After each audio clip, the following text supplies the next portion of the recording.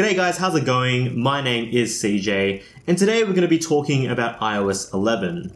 Now you've probably seen and heard a lot about this update, but Apple has finally released it as a public beta for everyone to try. And this update is probably the most significant update for the iPad since forever, probably. Ever since Apple introduced the notion of a Pro iPad, there's always been the question of whether or not this iPad is capable of replacing someone's primary device, say a laptop. And for the most part, the answer's always been no. So with this update, could the iPad finally be compelling enough to replace someone's primary device? Well, let's take a look.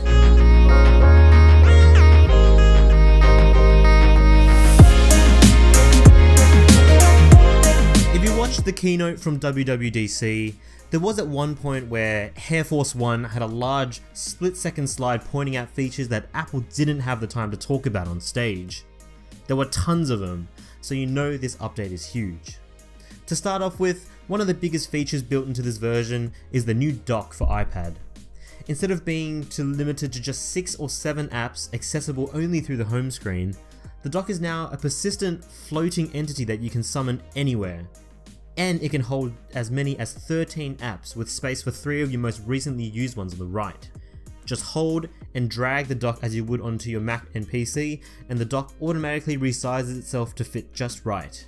Being able to access the dock from anywhere makes it a lot quicker to navigate and multitask with a simple swipe. And speaking of multitasking, iOS 11's revamping of its split screen modes mean you can use the dock and use simple tap and drag gestures to start multitasking. The overall functionality of split screen is pretty similar, and you can have 2 apps side by side. And you can also now make the left window a third of the screen as well. What's new is the ability to have a slide over third app, which is kind of like having an iPhone sized app that floats on either side of the screen. So you can have 3 apps running at the same time. Then, once you're done with the slide over app, you can get rid of it by sliding it away to the right, and then it'll be available again with a quick swipe in from the side. Great for procrastinating types who want a quick look at their Twitter timelines without getting too distracted. Whilst it doesn't sound like a big deal, having the ability to have 3 apps open at once and all managed in this pretty intuitive way definitely can improve productivity, especially for students who have to bounce between different textbooks, word processor, and Wikipedia. What's also great now is the built-in file manager. So to clarify, it definitely isn't a file system in the traditional sense. You can't exactly see the system files and folders on the iPad, but instead you have a sandbox view of different apps that have files and take up space on your iPad, such as iMovie, Pages, Keynote, etc. You then also have access to your iCloud Drive and other storage options such as Dropbox, Google Drive, Box. So then the File Manager app basically lets you do just that. Manage your files, albeit in an easy to understand, centralized way that's definitely new, but also a little familiar. So no longer do you have to jump through different hoops within apps to upload to your Google Drive or iCloud Drive. You can just drag and drop. And whilst we're speaking of drag and drop, this is probably my unsung hero of the update. Why it took this long to implement and why no one else thought of implementing it in this way is beyond me. So if you want to batch select and share or organize files and photos, all you have to do is tap, hold, use another finger to select, and then drag to whatever app you need. Some apps need to be updated to be compatible with this feature, but I can't imagine it'll take long. Here's hoping Android will also adopt a similar feature soon. Drag and drop isn't the only new gesture-based feature in iOS 11. In addition to swiping up to see your dock, you swipe up a little further to get to the new control center, which kinda looks like Expose on the Mac. You get a simple tiled screen looking at your open apps, and on the right you have your control center shortcuts to control a surprising amount of features on the device. This can range from Wi-Fi connectivity to voice memos to even the highly rated YouTuber friendly feature screen recording.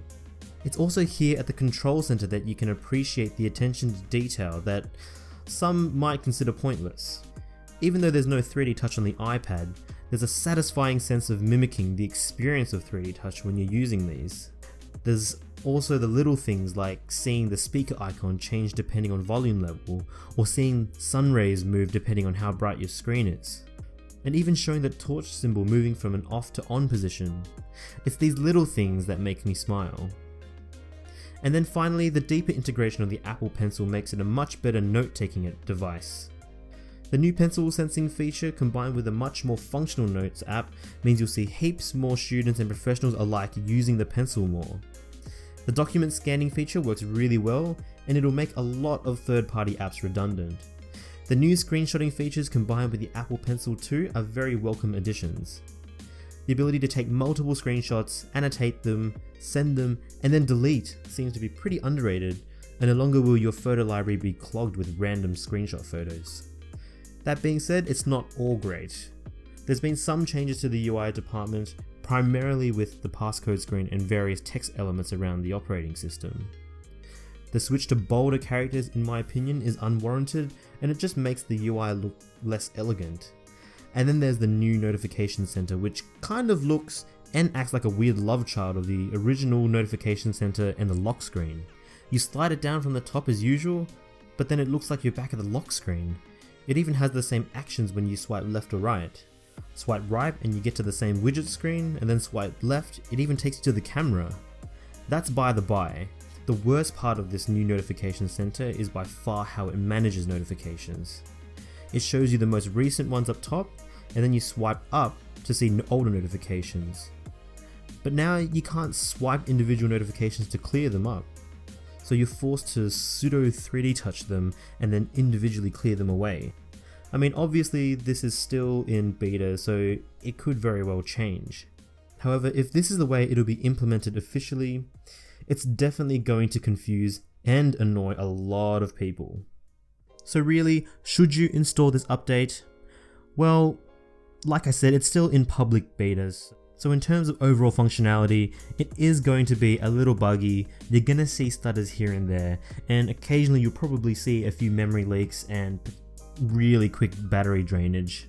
But in general, for the iPad at least, the experience has been pretty good. I probably wouldn't recommend you installing it for your iPhone though, if the iPhone is your main device.